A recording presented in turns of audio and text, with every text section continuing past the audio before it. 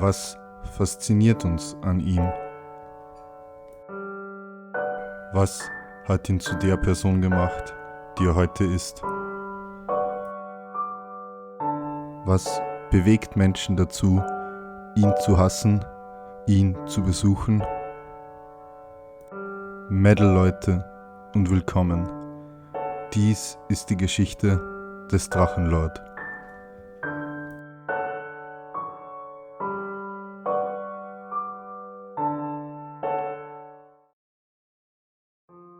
Am 17. Juli 2018 erschien das Video Ein entspannter Tag, in dem Rainer den Zusehern um 13.35 Uhr einen guten Morgen wünschte und erklärte, dass es keinen Dragon Monday geben würde. Generell wirkte er in dem Video leicht verwirrt. Was heißt guten Morgen, ist eigentlich guten Mittag. Wir haben gerade... Ach ja. Aber wie gesagt, man sollte sich das immer mal gönnen. Man soll einen Tag ein bisschen entspannen, ein bisschen ausruhen, ein bisschen chillen. Ach ja. Nach Nürnberg muss ich heute noch. Beziehungsweise war ich schon. Aber was habe ich geholt? Am 18. Juli streamte Rainer dann in den frühen Morgenstunden und präsentierte eine Verletzung an seinem Ellenbogen, die angeblich davon stammte, dass ihn ein Hater mit einem Stein beworfen hatte. Mag vielleicht relativ klein sein und mag vielleicht auch relativ lächerlich wirken für den ersten Moment. Wenn man allerdings bedenkt, dass ich nicht hingefallen bin, sondern dass jemand einen Stein nach mir geschmissen hat und mich nach wiederholten Werfen am Arm getroffen hat, muss ich ganz im Ernst sagen, dass ich sage, ich möchte ein Video zu dem Thema machen, wann geht Hate so weit? Ich finde, wir brauchen keinen Hate. Wir haben genug Hass auf der Welt, gibt es genug Probleme auf der Welt, die man hat. Dann behauptete Rainer, Hater hätten bereits 3 Fensterscheiben im ersten Stock zerstört und beteuerte erneut, eine Freundin zu haben. Dann richtete er Kampfansagen an die Hater und sprach über seine Schulzeit. Ich bin ein sehr impulsiver Mensch und wenn mir jemand solche Sachen antut wie heute mit dem Stein, der ist weg. Der ist weg. Der überlebt das nicht. Weil den schieße ich über den Haufen. Eiskalt. Ich bin so ein Kind gewesen, ich bin viel am Fernseher gesessen. Ich habe viel vom Fernseher gesessen. Ich weiß gar nicht, wie viel Zeit vom Fernseher verbracht. Und auch wenn ich so drüber nachdenke, hat es vielleicht auch dafür gesorgt, dass ich meine Schulzeit überlebt habe. Weil ich war auch öfter mal drauf und dran tatsächlich, irgendwann in der Schule Amok zu laufen. Selbst wenn ich mit YouTube aufhöre oder mit YouNow, ihr werdet mich erst dann besiegen, wenn ich tot bin. Habe ich schon so oft gesagt. Ihr könnt mich nur besiegen, indem ihr mich abmurkst. Oder indem ich irgendwann sterbe. Das ist der einzige Weg, mich zu besiegen. Aber bitte, tötet mich, macht mich zum Märtyrer, habt schon recht. Mittlerweile versuchten Hater nachzuweisen, dass bei Rainer, obwohl er es dementiert hatte, tatsächlich eine Scheibe eingeworfen worden war. Den wohl ausschlagkräftigsten Beweis lieferte Rainer dann selbst in einem Fable Let's Play, welches er während des Angriffs aufgenommen hatte.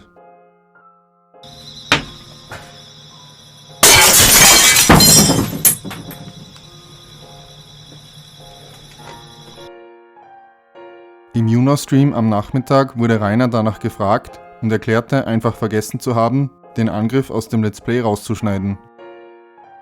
Auch im Vampire's Dawn Let's Play konnte man Besucher im Hintergrund hören.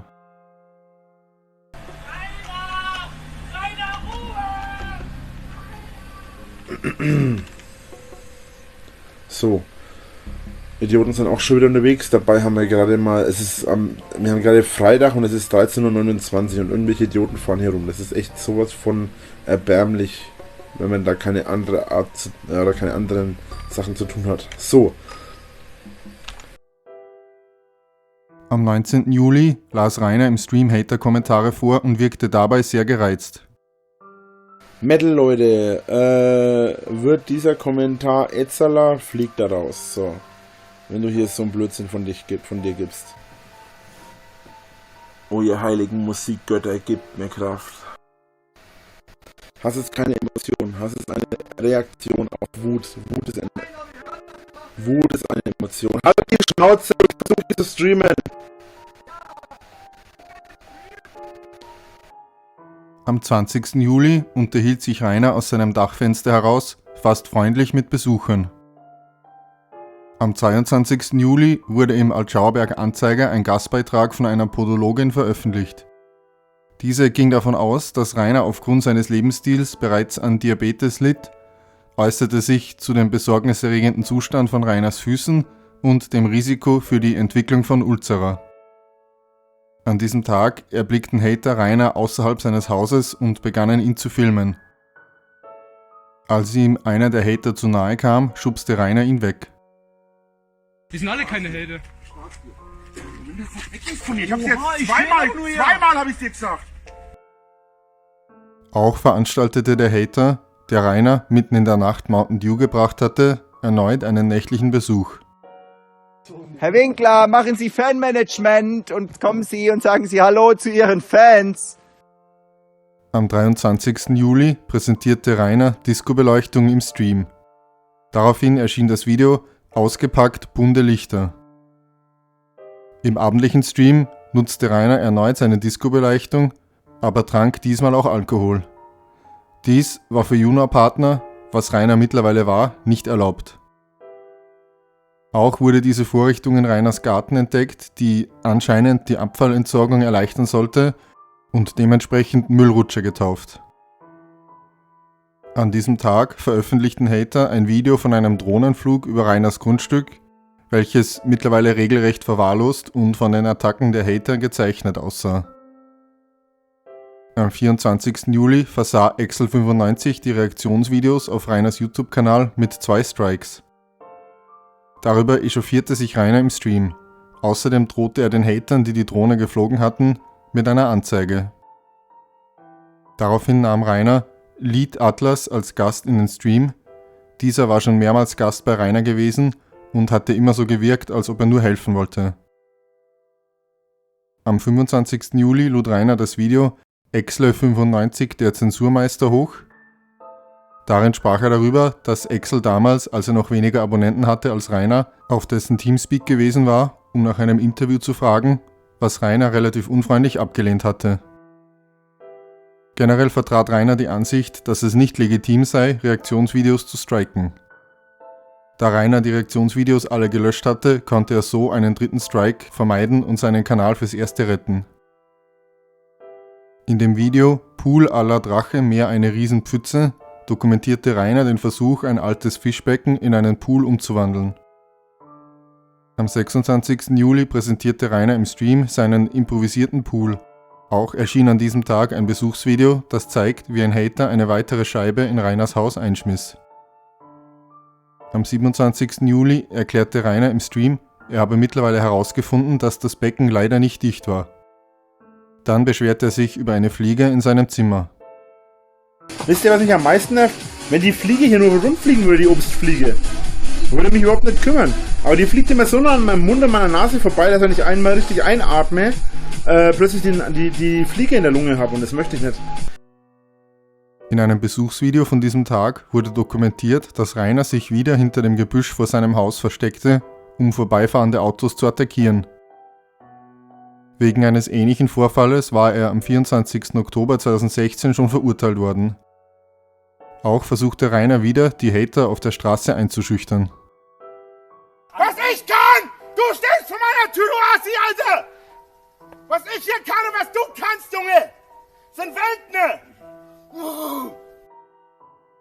In Wie viel Pool-Videos denn noch, ey? Enthüllte Rainer, dass er das mittlerweile wieder trockene Becken teilweise verspachtelt hatte, in der Hoffnung, dass es dadurch dicht würde. Am 28. Juli streamte Rainer oben ohne und erklärte, dass das Abdichten des Beckens nicht funktioniert hatte. In einem Teamspeak-Leak behauptete Rainer, der Hate wäre zurückgegangen. Naja, ich finde, das, was ich jetzt allein im letzten Jahr geschafft habe, ist schon sehr beachtlich. Was meinst du? Also meinst du jetzt Ja, der Hate ist ungefähr die Hälfte zurückgegangen. Ja, das stimmt. Ich meine, die Aktionen, die im Real Life laufen, sind zwar schlimmer denn je. Wobei es ja auch nicht unbedingt so, naja gut, Was ist aber eigentlich? Fenster sind halt jetzt mehr zu Bruch gegangen als die letzten Jahre. Das ist aber auch schon fast das Einzige. Als Rainer gefragt wurde, ob man sich Let's Plays von ihm wünschen könne, reagierte er gereizt. Aber nochmal zum Thema Let's Plays. Kann man dir da Anfragen stellen für Let's Plays? Wenn ich jetzt schon 5-mal nicht geantwortet habe, wie kommst du bitte auf die Idee, dass ich jetzt drauf antworte? Meine Güte, manche Leute haben echt so tief auf der Leitung, ne, dass mich wundert, dass ihr keinen Stromschlag kriegt, wenn ihr immer auf der Leitung steht, Alter. Rainer, du kannst doch einfach mit Nein antworten. Ich kann auch einfach gar nicht antworten und du solltest eigentlich dann verstehen, dass mir das auf die Nerven geht, wenn ich das alle 100 Jahre gefragt werde. Dann könnte man noch denken, dass du es ja, nicht aber gehört das hast. kommt halt auch ein bisschen, hochnäsig an, wenn du halt einfach... Hochnäsig? Ach, sehen wir noch. Es kommt also hochnäsig darauf an, wenn ich einfach nicht darauf reagiere und dann offensichtlich ist, dass mich das aufregt. Alles klar. Aber was regt dich denn daran auf? Du hättest da einfach Nein sagen. Ich werde nicht mit dir darüber diskutieren. Auch behauptete Rainer, mit dem Geld vom Posterverkauf hatte er ursprünglich geplant, einen Laden zu eröffnen. Am 29. Juli forderte er die Zuseher in dem Video #FragtRache stellt Fragen, los, auf, ihm Fragen zu stellen. An diesem Tag lieferte er sich eine erhitzte Diskussion mit Besuchern auf der Straße vor seinem Haus. Wir haben dich in keinster Weise beleidigt. Du beleidigt mich allein mit der Tatsache, dass ihr hier die ganze Zeit auf mir auf den Sack geht. Das stimmt doch gar nicht. Wir wollen uns das einfach anschauen. Es hat Unterhaltungswert. Du bist eine Person des öffentlichen Lebens, weil du dich in deiner Dummheit selber dazu gemacht hast. So. Das hat und jetzt mit dem öffentlichen Leben zu tun. Das, ja, doch, natürlich. Und dann YouTube ist ja nicht öffentlich. Einfach mal die Fresse. Ich bin jetzt gerade nicht auf YouTube. Und dann sitzt er da auf dem Tisch wie der Kaiser und der König und propellert wild um sich. Hier bin. Das ist mein Privatgrundstück. Privat bedeutet, dass es nicht öffentlich ist. Bei George Clooney stehen auch die Paparazzis vor der Tür. Das ist mir scheißegal, ich bin nicht George Clooney. Ja, da fehlt ein bisschen... Ja. Am 30. Juli erschien dann tatsächlich #FragtRache Folge 1 Kampf mit Exle95. Tief im Inneren glaubst du, dass dein Vater auf dich und was aus dir und seinem Erbe geworden ist, stolz wäre. Mein Vater würde mich erschlagen. Im Stream kündigte Rainer an, seinen Teamspeak-Server gegen Ende des Jahres zu schließen und aus seinem Netzwerk auszutreten. Am 31. Juli erschien das Video Exle95 die Wahrheit hinter dem Fett. Darin redete Rainer wieder darüber, dass er Exles Interviewanfrage schroff abgelehnt hatte, da er regelmäßig mehrere Interviewanfragen am Tag von verschiedenen Leuten erhielt. Angeblich habe ich Exel beleidigt und angeschnauzt und was weiß ich alles. Möglich wäre es, ich kenne ihn aber überhaupt nicht oder kannte ihn damals überhaupt nicht. Jetzt mittlerweile erwartet er von mir, dass ich das noch weiß, weil so eine Situation ja anscheinend nur bei ihm vorgekommen ist. Und deswegen hier Exel an dich direkt. Du bist nicht der einzige Mensch auf dieser Welt. Und nein, ich erinnere mich an diese Aktion nicht. Ich habe das schon ein paar Mal auch gesagt, auch in einem Stream und alles. Ich erinnere mich an ihn nicht. Ich erinnere mich an die Aktion nicht. Solche Aktionen sind bei mir leider Alltag oder waren es da zu dem Zeitpunkt vor allem. Deswegen finde ich es extrem anmaßend und extrem arrogant zu erwarten, dass ich mich ausgerechnet an ihn und die Aktion von ihm erinnere. Daraufhin fädelte Exel95 über Twitter ein Interview mit Herrn Newstime ein, das dann am 1. August 2018 stattfand. Darin legte Exel den Anfang des Streites auf die Nachricht fest, die Rainer an Exel geschickt hatte. Er hat mir eine E-Mail, also so eine Nachricht geschrieben auf YouTube und hat das seinen Leuten erzählt. Die haben dann unter meine Videos kommentiert und durchgespammt. Ja, lest mal die Nachricht vom Rainer, dies und das. Und da hat der Rainer mir wirklich eine Nachricht geschrieben, wo er was mit mir machen möchte. Und die Nachricht habe ich im Stream bearbeitet. Aber ich meine, das ist jetzt nichts gewesen, was irgendwie total geheim war, weil er hat das ja bei sich im Juno-Stream, hat er das ja breit getreten. Dann schilderte Exel seine Perspektive bezüglich der Interviewanfrage auf Teamspeak. Der beleidigt seine Leute. Ich wollte ein Interview mit dem führen vor einem Jahr, wo ich noch auf Twitch live war. Und da hat er gemeint, er möchte Geld für ein Interview und da hat er mich beleidigt und da hat er mich halt rausgeworfen vom... Er wollte Geld für ein Interview? Er wollte Geld für ein Interview. Was? Ja, Herr Junge. Schließlich erklärte Exel, er hätte Rainer ursprünglich keinen dritten Strike geben wollen, aber hatte dies nun vor, nachdem er das letzte Video Rainers über den Streit gesehen hatte.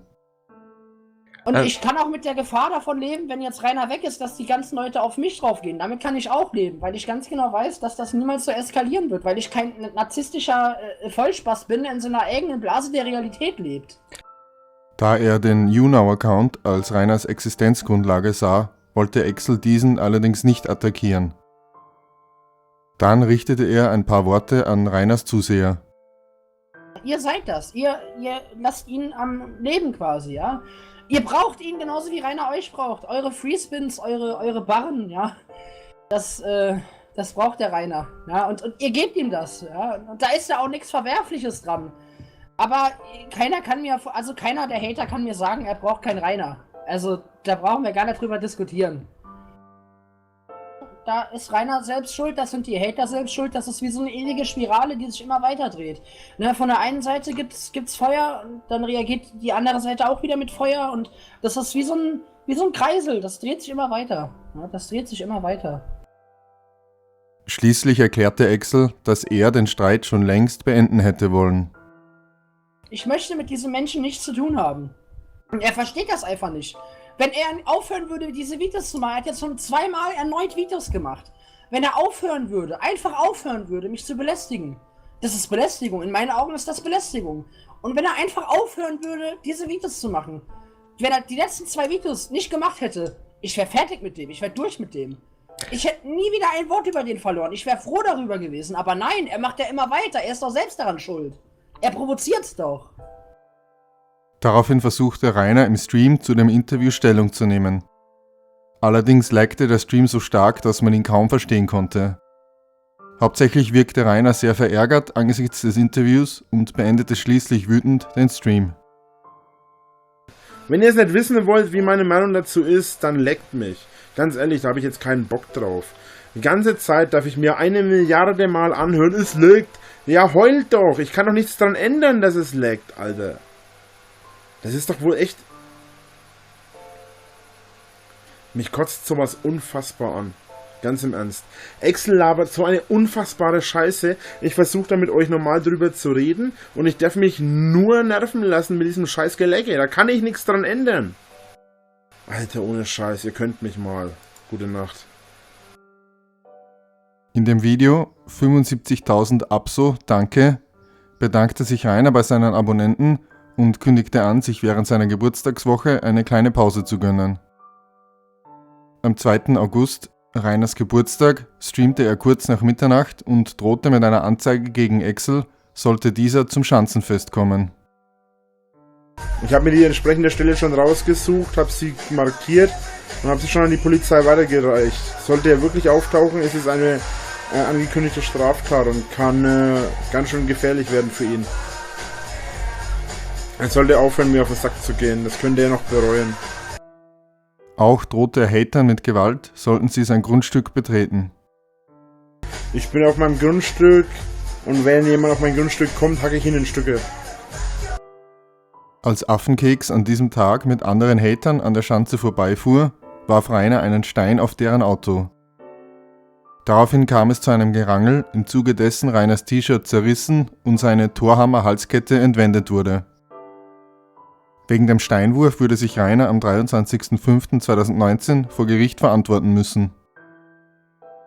Eine der zahlreichen Gruppen an Hatern musste sich auch die Meinung eines genervten Nachbarn anhören.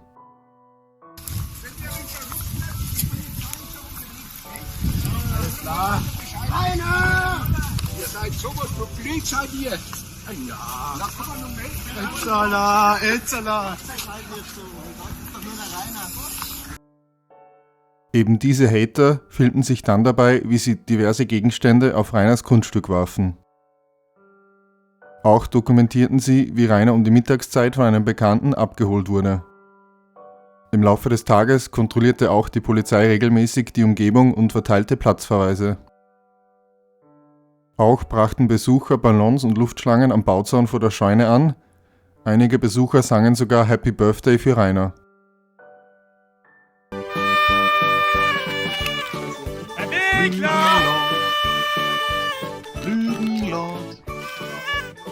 Happy Birthday to you. Happy Birthday to you. Happy Birthday, lieber Rainer. Happy Birthday to you.